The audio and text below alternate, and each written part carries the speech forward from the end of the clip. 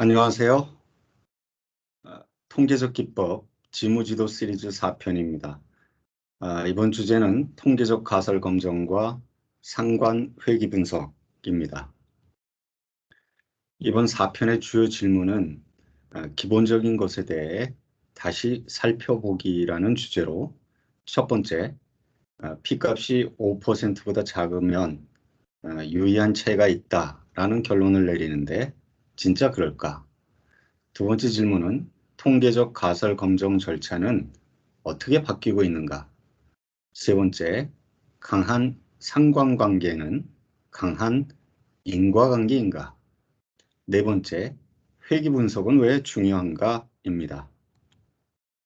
첫 번째 질문과 관련해서 왜 통계적 가설 검정이 필요한지 그 이유를 살펴볼 때 말씀드릴 수 있는 것은 통계적 관점으로 문제를 바라보는 것이 우선 전제입니다. 예를 들면 평균의 문제인가, 산포의 문제인가, 그리고 평균과 산포의 문제인가, 이렇게 크게 세 개의 범주로 문제를 분류할 수 있겠고요. 통계적 관점에서 볼 때. 또한 거기서 세부적으로는 양쪽 규격이냐, 한쪽 규격이냐, 이렇게 나눠볼 수 있겠습니다. 거기에 따라서 공정의 특성, 예를 들면 반도체 산업이나 기계 부품 공정, 바이오 공정의 중요한 특성들에 대해서 이와 같은 분류를 할 수 있겠죠. 또한 최종적인 결과인 수율이나 연비, 내구성, 효과성, 안전성에 대해서도 통계적인 문제로 분류를 할 수 있겠습니다. 이런 문제들에 대해서 평균과 산포 그리고 또는 복합적인 문제들에 대해서 통계적 가설 검정을 하다 해서 문제를 해결하려고 할 때 우리는 P값 5%라는 기준을 주로 사용하고 있는데요. 이 5%라는 의미를 일단 수학적으로 간단히 좀 분해를 해보면 분수로 표시할 때 100분의 5에 해당이 되고 다시 약분을 하면 20분의 1에 해당이 됩니다. 이걸 구체적으로 좀 다시 시뮬레이션을 해서 설명드리겠습니다. 이 데이터의 또는 시뮬레이션의 출처는 The End of Statistical Significance라는 글에서 연구 논문에서 조나단 스턴이라는 분이 발표한 내용을 제가 인용을 했습니다. 평균이 24.2이고 표준 편차가 5.9, 정규 분포를 하고 한 번에 100개씩 난수를 발생시켜서 20번, 20회 샘플링을 했습니다. 그 20개의 샘플 중에 보시는 것처럼 위아래 이 선이 직선으로 표시된 게 신뢰 구간인데요. 하나의 신뢰 구간이 모평균이라고 정의를 했던 24.2를 벗어나는 그런 결과를 보여줍니다. 여기 보신 것처럼 20개 중에 1개가 모평균이 서로 다르다. T 검정을 해보면 확실하게 유의하다라는 결론을 얻게 됩니다.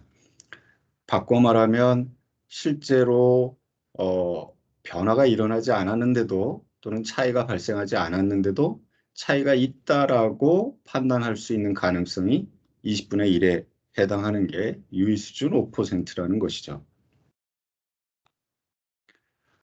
그런데 좀 세부적으로 살펴보면 이오아니디스라는 분이나 발렌틴, 샌더, 블레이크라는 분들이 플러스메드 학술지와 네이처지에 발표한 글들을 보면, 논문들을 보면 이런 얘기들이 나옵니다. Why most published research findings are false. 그리고 wrong interpretation에 대해서 설명을 하고 있습니다.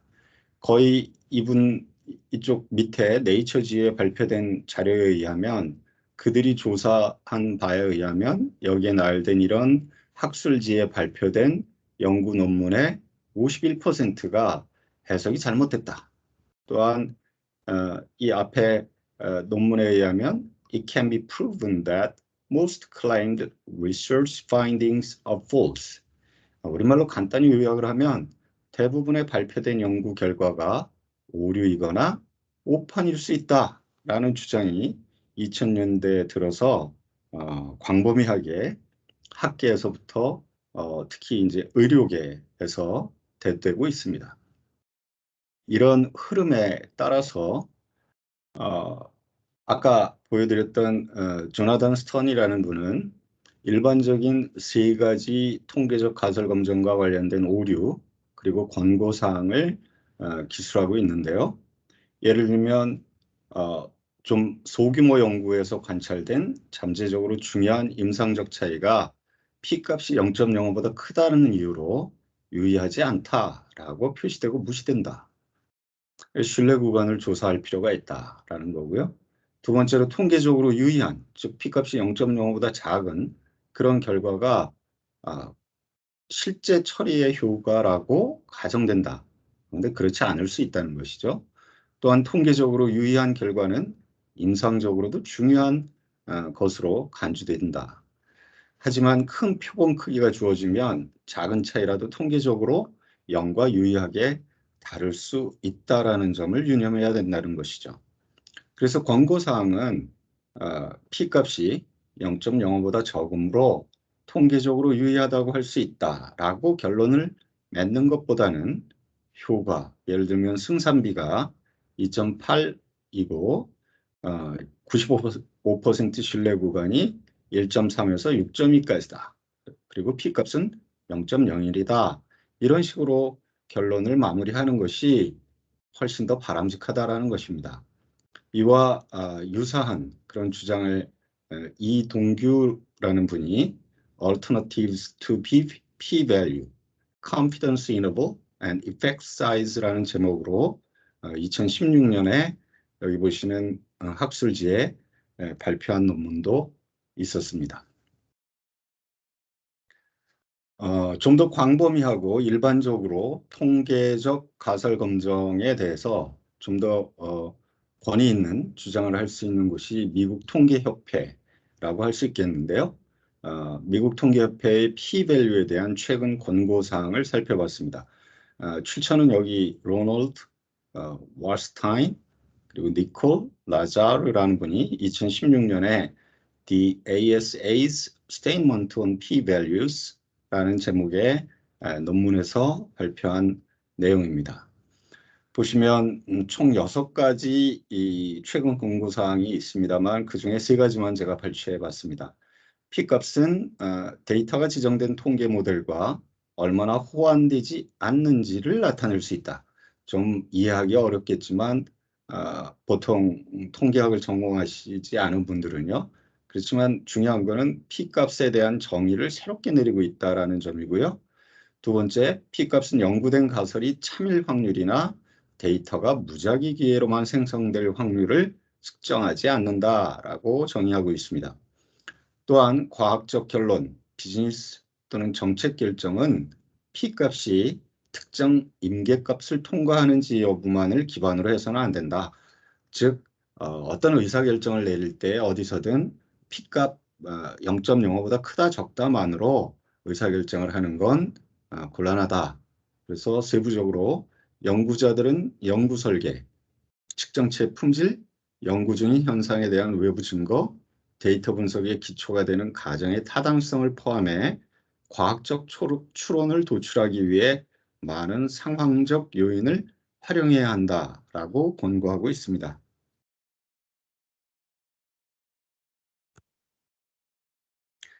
제 경험으로 여러 통계학 책 또는 통계적 가설 검증에 대해서 다루고 있는 다양한 교과서에 나와 있는 통계적 가설 검증의 일반적 절차는 이와 같이 12단계로 나눠져 있는 경우가 많은데요. 1번부터 8번까지는 계획 준비 단계라고 할 수 있습니다. 첫 번째로 문제를 정의하고 가설 검증의 목적을 기술한 뒤에 가설을 결정하고 규모가설, 대립가설을 결정하죠. 그리고 적절한 검정 통계량을 결정한 뒤에 베타 위험, 알파 위험, 그리고 샘플링 계획을 수립하고 샘플 사이즈를 결정하는 이런 8개 단계가 준비 및 계획 단계 또는 설계 단계라고 할 수 있겠는데요. 제 경험으로는 특히 제조 현장에서는 이런 단계는 생략되거나 무시하거나 또는 부적절하게 정의하는 경우가 많았다고 보아집니다. 왜냐하면 이미 수집된 데이터를 통해서 검정을 수행하기 때문이죠. 그래서 이 단계가 생략된 채로 데이터 수집된 것을 가지고 정교성 검정을 하거나 한 뒤에 그리고 검정 통계량을 계산하고 그 P값을 유의 수준 알파와 비교해서 귀무가설, 기각 또는 유의하다, 유의하지 않다라고 판단하는 경우가 대부분이죠. 그리고 이제 실제적인 문제로 해석하여 결과를 적용해 왔습니다. 물론 학계에서는 벌써 꽤 오래전부터 이런 계획 설계 단계를 강조해 왔던 것으로 판단합니다. 그래서 통계적 가설 검정 절차가 최근에는 어떻게 바뀌고 있는가라는 질문의 답으로 저는 이제 컴퓨터의 발달로 통계적 검정 계획 수립을 할 때 샘플 크기나 검정력 등을 쉽게 사전에 검토할 수 있게 되었다는 것이고 그런 것을 수행하는 일들이 점점 더 보편화되고 있다라는 말씀을 드리고 싶습니다. 저희 점프의 표본 크기 탐색기, 영어로는 Sample Size Explorer라는 기능을 이용하면 이런 샘플 크기, 검정력 등을 사전에 검토할 수 있습니다. 저희 점프 화면인데요. DOE라는 플랫폼에서 표본 크기 탐색기로 들어가면 검정력, 신뢰 구간, 신뢰도에 대해서 다양한 통계적 가설 검정의 종류에 따라 여러 가지 사전 검토를 할 수 있습니다. 그 중에 하나의 기능으로 일표본 동등성에 대한 검정력 탐색기를 보면 평균의 차이가 얼마냐, 그리고 동등 범위가 얼마냐, 그리고 알파값, 표준 편차값 등을 변화시켜 가면서 표본 크기를 결정하거나 또는 반대로 지금 주어진 표본 크기가 얼마인데 그때 검정력은 얼마가 될까? 1-베타 값이죠. 이런 것을 이런 그래프를 이용해서 역동적으로 움직이면서도 또는 값을 입력해서 살펴볼 수 있게 되어 있습니다. 거기에 대해서 좀 더 상세하게 알고 싶은 분들은 신익주의 네이버 블로그에 들어가서 샘플 사이즈 익스플로러로 검색을 해보시거나 구글에서 샘플 사이즈 익스플로러즈 점프라고 검색을 하시면 상세한 내용들을 살펴보실 수 있고요. 지금 이 부분은 신익주의 네이버 블로그의 상세 예를 보여주고 있습니다. 또 하나, 최근에 통계적 가설 검정 절차가 어떻게 바뀌고 있는가에 관련해서 제가 말씀드리고 싶은 것은 수백 개 또는 그 이상 수만 개의 변수에 대해 동시에 가설 검정하는 방법에 대한 것입니다. 지금 예를 보시면 어떤 반도체 공정에 387개 변수에 대해서 여기 387개 변수가 표시되어 있죠. 프로세스 변경 전후 차이가 있는지 여부를 그중에 어떤 것이 차이가 있고 어떤 것이 차이가 없는가를 한꺼번에 즉 동시에 가설 검증을 해보고 싶은 예입니다. 데이터의 구조를 보시면 프로세스라는 변수에 대해서 old와 new라고 되어 있고 제가 지금 old를 체크를 했는데요. 그래서 역상으로 표시된 부분들이 old, 변경 전 공정에 대한 것이고 new를 선택을 하면 또 거기에 해당하는 변수 값들이 표시가 되겠죠. 그 두 가지를 통계적으로 가설 검정해 보고 싶은 것입니다. 이때 우선 생각나는 것은 T 검정 또는 아노바를 실시하는 것이죠. 지금 보시는 아래쪽 화면이 그 387개 변수에 대해 모두 T 검정을 한 결과인데요. 그 결과 어떤 것은 유의하다, 어떤 것은 유의하지 않다라고 나오겠죠. 그리고 P 값들이 표시가 됩니다. 근데 이럴 때 소위 다중성, 멀티플러시티 문제가 발생합니다. 다중성 문제가 무엇인지 잠시 살펴보겠습니다.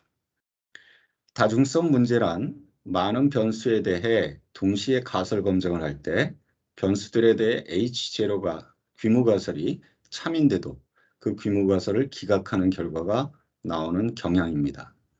확률적으로 n번의 검정 중에 최소 1회 이상 일종 과오가 발생하는 확률을 계산해 보면 수식으로 이렇게 표현할 수 있겠고요. 여기서 알파는 유의 수준, 그리고 m은 동시 검정 개수가 되겠습니다. 그러면 앞서 보여드렸던 예에서 387개 변수에 대한 동시 검정의 경우에는 알파를 0.0으로 지정을 하면 이 수식에 대입을 해보면 여기에 0.05, 여기에 387개가 되어서 그 값은 0.9999, 9999, 760649 거의 1에 가깝습니다. 제가 시뮬레이션을 해본 결과 이 수식에 근거해서 이와 같이 확률값이 이 확률값이 어떻게 변하는지 시뮬레이션 해본 결과 100개에 근접하면 한 80개만 넘어도 거의 1에 가깝습니다. 즉 횟수가 늘어나면 늘어날수록 동시에 검정하는 횟수요.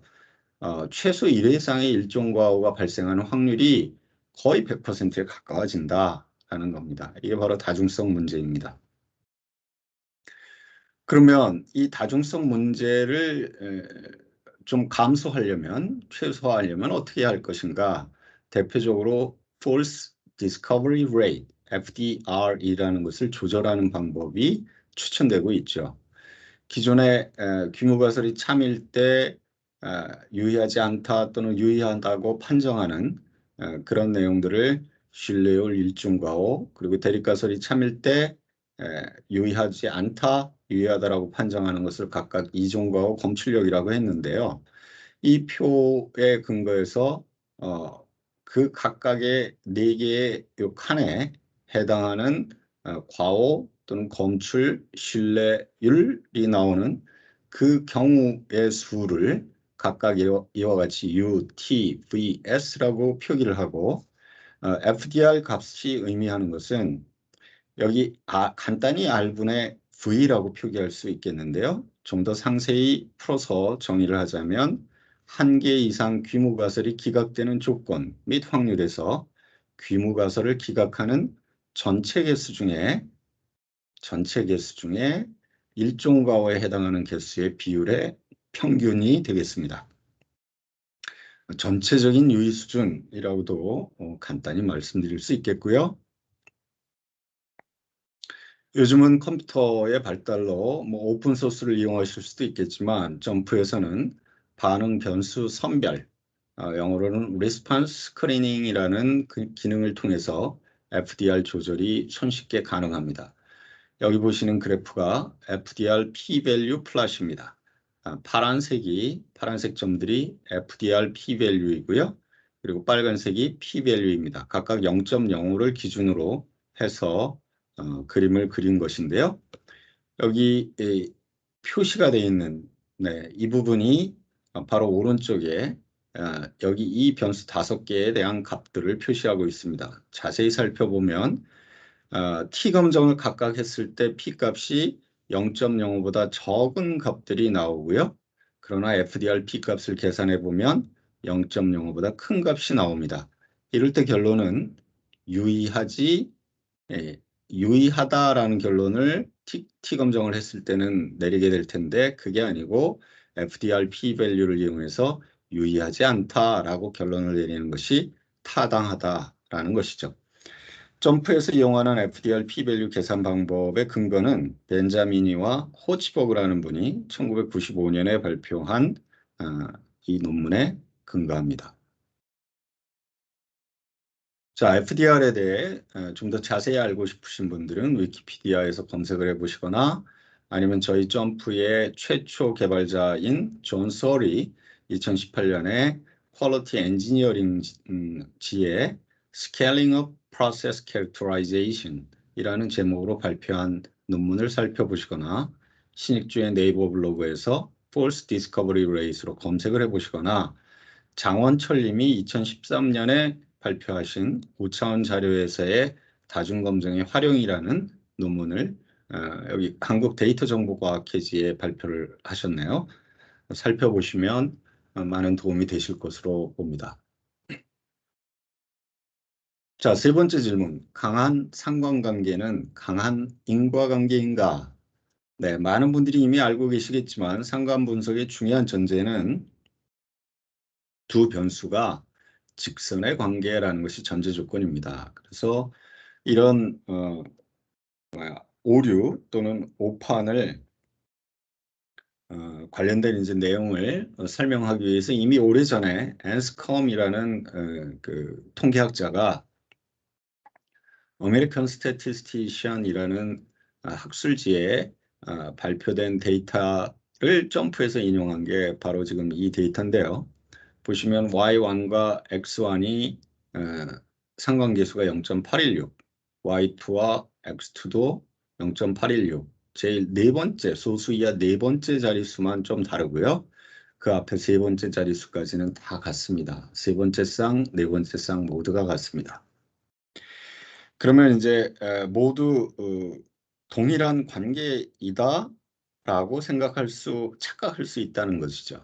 그러나 필수 작업은 반드시 그래프와 함께 해석을 해야 한다는 것입니다. 그래서 점프해서 지금 보여주는 다별량 분석 또는 상관 분석을 한 결과를 보시면 앞에 페이지에서 보셨던 0.816이라는 값들이 쭉 나오면서 동시에 산점도와 행렬 도표가 이와 같이 나옵니다. 그래서 직선적인 모습, 이와 같이 직선적인 모습, 그리고 곡선적인 모습 이런 것들이 한눈에 볼 수 있게 되어 있는데요. 조금 더 자세히 살펴보겠습니다. Y1과 X1의 산점도를 그려보니 이런 직선의 관계인 것이 분명할 것 같아 보입니다. 이럴 때는 앞서 보셨던 상관계수값이나 아니면 회귀 분석의 결과나 이런 것들이 모두 의미 있다라고 판단할 수 있겠죠. 그러나 Y3와 X3의 경우에는 이와 같이 이상치가 하나 보입니다. 과연 이것이 말 그대로 이상치인지 아니면 반드시 포함해야 할 그런 수치인지 일단 해석이 또는 확인이 필요합니다. 그리고 Y2와 X2의 산점들을 보시면 이와 같이 곡선의 모습을 보이고 있죠. 이 경우는 거의 확실하게 아마 곡선 관계인 것이 분명할 것 같아 보입니다. 그러면 직선적인 관계로 상관계수를 가지고 해석할 게 아니고 곡선으로 소위 적합 또는 영어로 feeding을 해야만 될 것입니다. 그리고 Y4와 X4는 역시 이상점이 보이는데 이쪽에 하나만 나왔지만 여러 개의 점들이 나올 수 있는 가능성이 있는 통계적으로 두 개의 서로 다른 집단인지 아닌지 확인이 필요하겠죠. 또한 상관관계만으로는 인과관계가 있다라고 결론 내리기는 곤란합니다. 한마디로 그렇습니다. 여기 네 개의 그렇지 이렇게 상관관계만으로 인과관계가 있다고 결론 내리기 곤란한 그 이유 네 가지를 정리해 보았는데요. 이 내용의 출처는 최재원님의 통계의 미학이라는 책에서 발췌를 했습니다. 첫 번째로 숨은 원인 또는 역인과관계일 수 있습니다. 상관이 있다고 나오지만 인과관계는 전혀 아닐 수 있습니다. 또한 임계점 효과가 있을 수 있습니다. 실제로 인과관계가 있지만 상관관계가 없다는 결론이 이런 경우에는 종종 얻어질 수 있습니다. 대표적으로 여기 이런 곡선으로 표시된 이런 X 변수와 Y 반응과의 관계를 보실 수 있는데요. 이럴 때 제조 공정에서는 Y라는 반응치의 원하는 수준을 만들어내기 위해서 또는 산포를 최소화하기 위해서 거기에 영향을 주는 X 변수의 범위를 표준으로 조건을 지정을 하거나 규격을 정해서 아주 비좁은 범위로 관리될 수 있도록 하는 경우가 종종 있습니다. 이럴 때 이 범위 안에서 기존의 데이터, 조건에 따라서 움직이고 있는 결과 데이터를 그대로 수집해서 산점도를 그려보면 이와 같이 거의 상관이 없다라는 결론이 얻어질 수 있겠고요. 또한 이 아래쪽 영역이나 위쪽 영역에서 데이터를 수집할 경우에는 당연히 이와 같이 전혀 관계없다라는 결론이 얻어질 수 있겠죠. 이런 것이 임계점 효과입니다. 또 중첩 효과 또는 상쇄 효과, 여러 인자들이 동시에 한 방향으로 영향을 주거나 다른 인자들이 서로 반대 방향으로 영향을 줄 수도 있고요. 그리고 상호작용 또는 시너지 효과, 조건에 따라 다른 결과가 얻어지거나 서로 다른 인자들이 상승작용을 일으키는 경우도 있겠습니다. 그래서 상관관계만으로는 인과관계가 있다고 결론 내리기는 곤란합니다. 자, 네 번째, 회귀 분석은 왜 중요한가? 라는 질문과 관련해서 우선 회귀, 영어로 regression이라는 말에 또는 그 분석의 역사에 대해서 간단히만 살펴보겠습니다. 1800년대 초반에 르장드르 그리고 가우스라는 분이 최소 제곱법이라는 걸 개발하게 됐고요. 그 뒤에 프란시스 갈튼이 회귀, 리그레션이라는 말을 처음 논문으로 발표를 하면서 이게 1886년이네요. 학계 또는 많은 일반인들에게 알려지기 시작했을 텐데요. Regression towards mediocrity. mediocrity라는 말은 평균이라는 뜻으로도 해석할 수 있겠습니다. 거의 비슷한 의미가 되겠습니다. 그때 프란시스 갈튼이 질문했던 거는 부모의 키가 크면 자식의 키도 클까? 라는 질문이었고 거기에 따른 데이터를 수집을 해서 분석을 해본 겁니다. 그때 그러나 이때의 의미는 생물학적 의미만을 부여를 했었다고 합니다. 근데 그 뒤에 1900년대 1925년쯤 들어서 우드니 유, 칼 피어슨, R.A. 피셔, 통계학의 아버지라고 불리는 분이죠. 이런 분들이 여기 보시는 선형 적합, R스퀘어 값 계산, 분산 분석, 모수 추정을 하는 이런 통계 분석의 기초를 확립했다고 합니다. 참고로 지금 여기 보시는 이 산점도의 데이터는 바로 이 프란시스 갈튼의 논문에서 발표되었던 그 데이터를 이용한 것입니다. 그래서 부모의 키와 자식들의 키 간에 어떤 관계가 있는지를 보여주는 것이죠. 지금 이 위에 있는 역사에 대한 건 위키피디아에서 제가 발췌를 한 거고요. 우선 말씀드리고 싶은 것은 기계학습, 영어로 머신 러닝 중에 회귀 분석은 지도학습의 일종으로 빅데이터 시대에도 여전히 중요한 도구라는 점을 꼭 말씀드리고 싶습니다. 회귀 분석이 왜 중요한가라는 질문에 대해 저는 한마디로 이렇게 말씀드리고 싶습니다. 수학적 모델을 이용해서 미지 영역의 가상 탐험이 가능하다라는 것입니다. 영어로 표현하면 what if 시나리오를 분석할 수 있다라는 것이죠. 예를 들어 보겠습니다. 여기 제약 바이오 분야에서 중요한 특성 중에 하나인 용해도, dissolution rate이라는 항목 그 특성이 있는데요. 그 특성에 영향을 주는 요인들, 이 예에서는 API particle size, meal time, screen size, blend time 등 독립 변수가 16개입니다. 그 변수들이 용해도에 어떻게 영향을 주는지 회귀 분석을 한 예를 한번 보시겠습니다. 관리도와 히스토그램으로 그려보니까 관리도 이 아래쪽에 빨간색 삼각형으로 표시된 부분이 바로 여기 규격 70이라는 값의 아래쪽 부분에 해당이 되고요. 결국 분량이 되겠습니다. 기대하는 값은 70 이상이기를 바라는 것이죠. 그럼 문제는 어떻게 모두 70% 이상으로 만들 것인가? 결국 산포가 너무 크다고도 표현할 수 있고 아니면 이 평균이 너무 아래쪽으로 치우쳐 있다라고도 표현할 수 있겠는데요. 그러면 회귀 분석을 통해 이쪽에 있는 부분을 위로 올릴 수 있도록 하려면 어떻게 할 것인지 살펴봐야 되겠죠. 우선 결론만 제가 요약을 했습니다. 회귀 분석을 해보니 스크린 사이즈부터 코딩 비스커시티까지 용해도에 영향을 주는 5개의 주효과, 그중 하나는 범주형, 스크린 사이즈가 범주형입니다. 주효과와 2개의 교효과 항이 확인이 됐습니다. 모두 P값이 0.05보다 훨씬 적죠.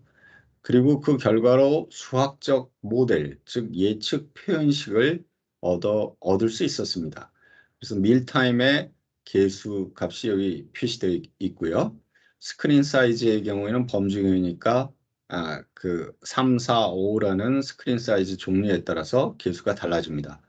또한 여기에 교호작용이 존재할 때의 계수가 어떻게 된다라는 걸 수학적 모델로 정의하고 있습니다.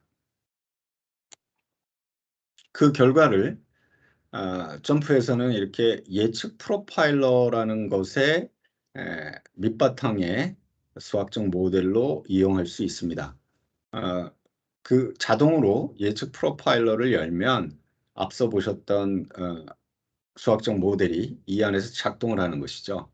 그래서 제가 최적의 결과를 얻어내는 조건을 찾아냈습니다.